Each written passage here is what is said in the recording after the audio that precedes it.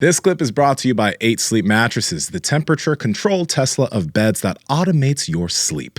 Sleep better and enjoy this clip. How do you get people, or even in your opinion, is it important to like reinterpret what has happened to you? Or as you're mentioning, turning it into like more like a little speed bump. Yeah. And you mentioned talking about it, writing about it. What are some other things that are helpful? Like, because it is a choice, right? You can go around angry about it your whole life, but I think sometimes people will think, you don't understand, man, you never went through this. But somebody else did go through something that they felt was just as challenging or maybe even more challenging to some extent. That's exactly it. So one, it is a reframe. You have to reframe it that this mess could actually end up being my message. Like I knew long ago that I could have become a predator if I didn't choose the path of being a protector.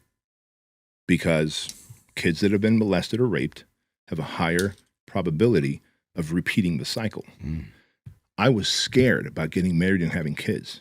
I've often thought about before finding Di that if I find the woman to get married, I may not have kids. I'm afraid of what I might do to them.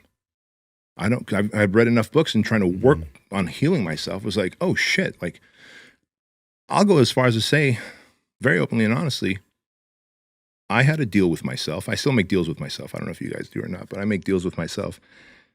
I remember thinking that if the thought of doing something pervy to my kids crosses my mind, I would go get my Glock 19, go in the backyard and kill myself. That won't happen. This will happen instead.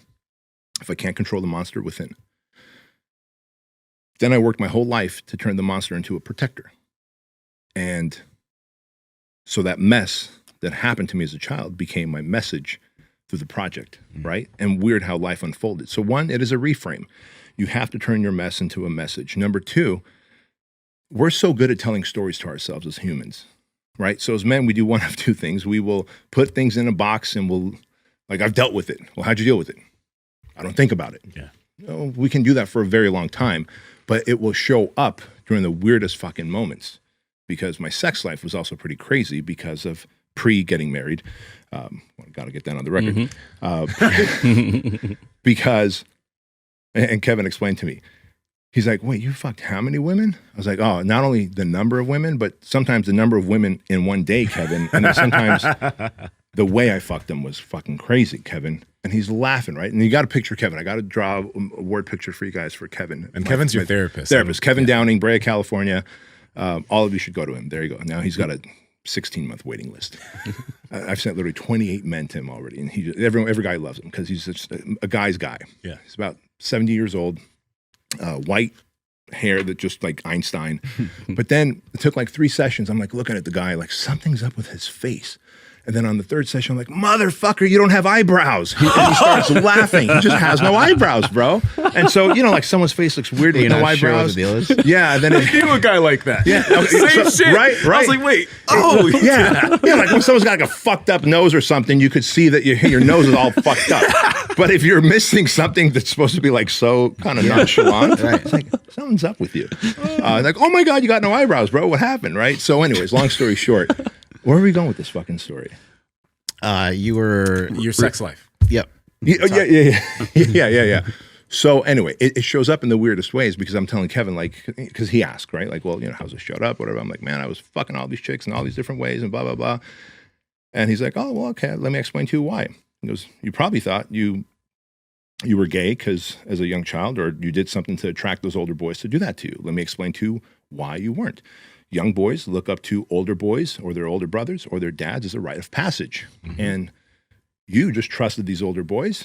And so you did not invite that. They took advantage of a very,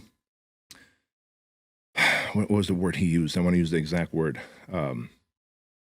Basically, they took advantage of a very sacred, of a very sacred thing that young boys look up to older boys to mentor. And then here, these guys take advantage of me.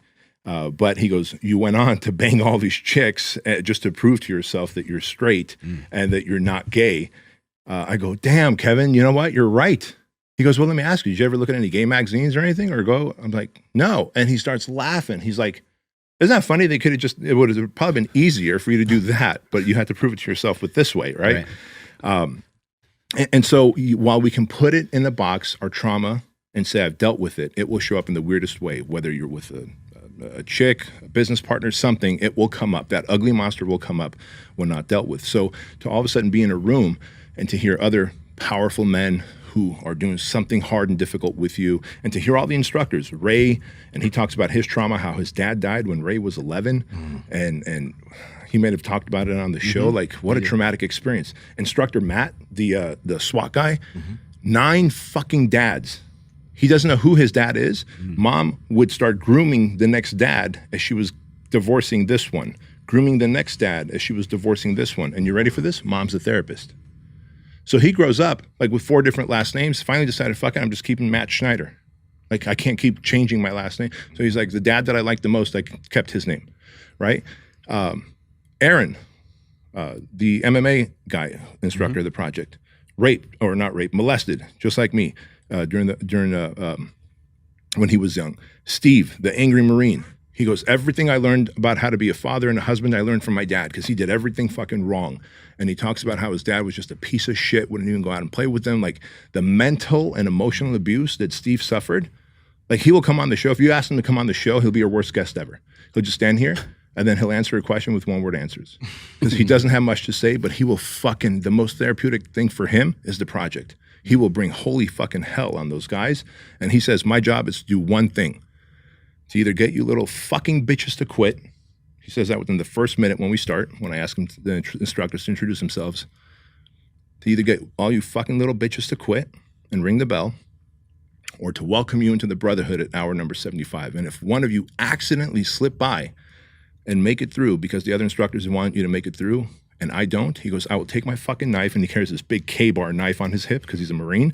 He goes, and we all have this crest tattooed on our hand. He goes, I'll fucking cut this crest right off my hand. And I know he will. He's fucked up. So when all 5 instructors share their story, and then all of a sudden all these guys are sharing their story, and you realize this is the human condition.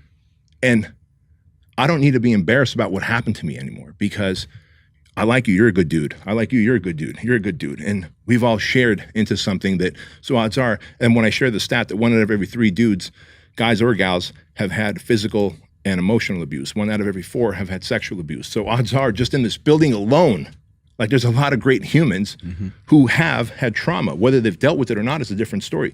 But if you can take that mountain, make it into a speed bump, if you can reframe it into a superpower, and if you could actually not just put it in a box and say I've dealt with it, but air it out and realize that it's not this dragon that's haunting you, but it's actually just a little lizard where when the sun hits it just right, it looks like a scary dragon that's been haunting your whole life.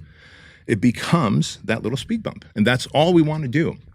And these men are testaments to the project because, how about this? These men are testament to healings. If the project never happened again, I'd be fine with it. Men just have to heal. Men just have to heal their traumas. So I'm going to say these men are a testament to healing because then they go home and we call it, you either have project babies or project divorces. Project babies, if your wife is fully on board with your personal development, your self-development, your non-negotiables, your new morning routine, etc. If she's on board with it, cool, man. You guys are going to live an awesome life. If all of a sudden she fears the man that comes back because you've changed now, I can't control you anymore. You're not my little boy. Deep down inside, she wants you to be a man, but she also wants you to stay weak and docile. Then there'll be a project divorce, but it's either project babies or project divorces. Hey guys, if you like this clip, go ahead and comment down below and let us know what you liked about it. All right. Share this with a friend. Make sure to subscribe to the channel. And also, we are on Reddit and Discord. All that's down below. All our sponsors and everyone that supports us down below there too, so you can get whatever you like from us. All right. Peace.